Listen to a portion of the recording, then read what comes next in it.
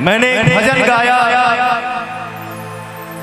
जिसको आप लोगों ने बहुत सराहा, आज भी सराहते हैं। ये मेरा सौभाग्य है कि पवन भजन गाता है और आप लोग का आशीर्वाद मिलता है। जय हो। हमार माई बहन जिंदाबाद। जय हो।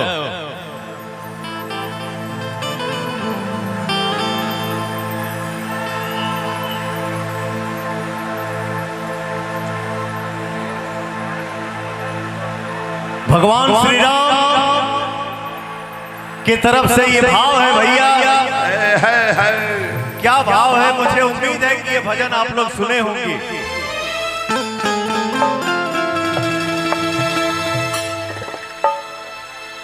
हर शक्ति पाने लगल लक्ष्मण के रोवेले रघुराई। जय श्री राम, जय श्री राम। शक्ति पाने लगल लक्ष्मण के रोवेले रघुराई। अखिया खोला बबुआ, ओ अखिया खोला बबुआ, बोलब के छोटका भाई। अखिया खोला बबुआ, बोलब के छोटका भाई। अखिया खोला बबुआ।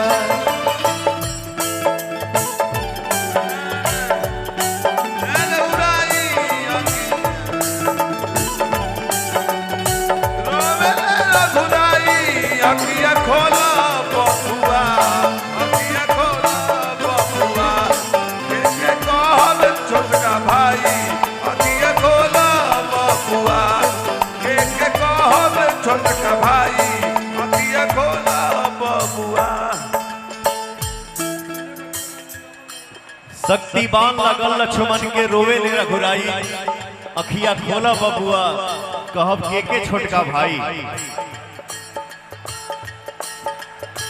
काजा के हम कहब अवध में, काजा के हम कहब अवध में। पूछी है तीनों माई, पूछी है तीनों माई। अखिया खोला बबुआ, हो अखिया खोला बबुआ, बोलब के छोटका भाई। अखिया खोला बबुआ, बोलब के छोटका भाई। अखिया खोला बबुआ।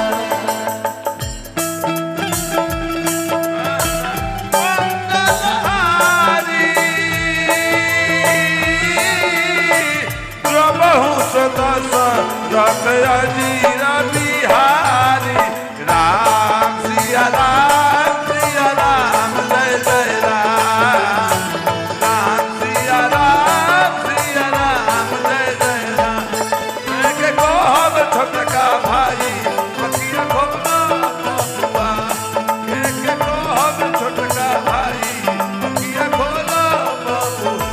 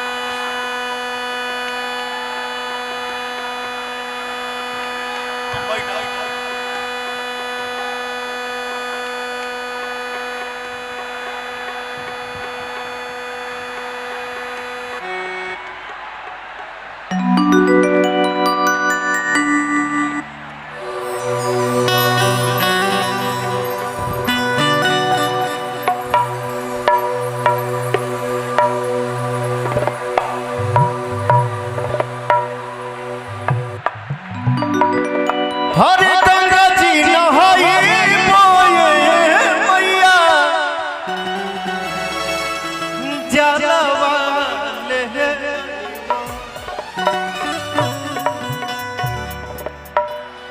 हरे गंगा जी नहाई बोए मैया,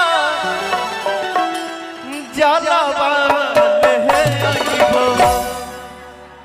आंगन लिपाई बोए मैया ए हम हो भजन गावत तनी हो तनी एनर्जी देखावा जा हरे गंगा जी नहाई बोए मैया जावा आंगन लिपाई बोए मैया मैं देखना चाहता हूं लोकगीत पर सभे डांस करेला आज झूमे के जब हाउ झूम दे रहे बड़े तो हम आप झूम दिए तो कौन सा गुनाह कर दिए अरे तनी हथवा उठा के झूमा चाहो हरे अंगना लिपाई बोए मैया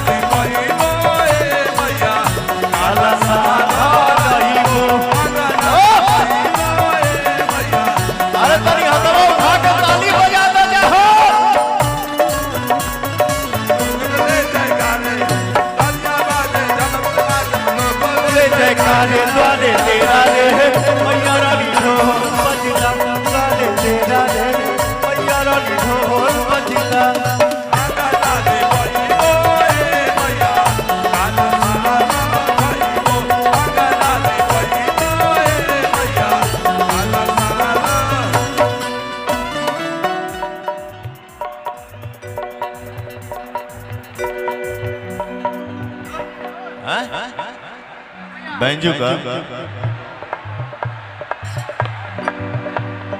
योगी गढ़ी का लव तू ही खा ला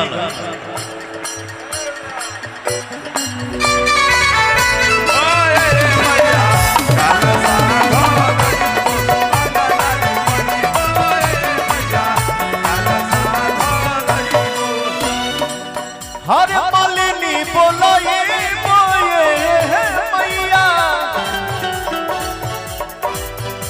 और हाउल महाई बोलाई बोए मैया और हाउल महाई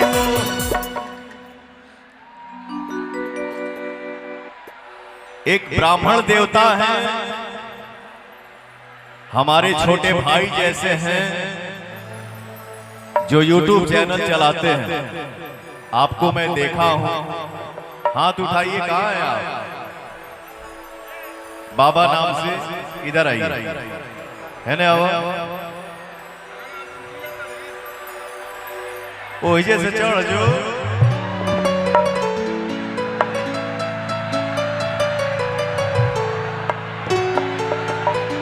बाबू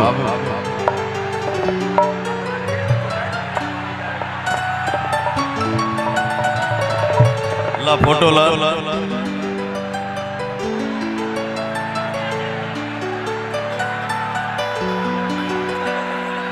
आप ब्राह्मण देवता हैं आपकी पूजा हमारे पूर्वज किए हैं तो हम कर देंगे तो कौन सी बड़ी बात है आशीर्वाद दीजिए ये भाई हमारे लिए कभी कुछ बोला भी था फिर बीच में यह भी बोला कि मूडी कलाकार है भाई लेकिन नहीं बेटा भाई भैया हम हो चाहे कोई भी कलाकार हो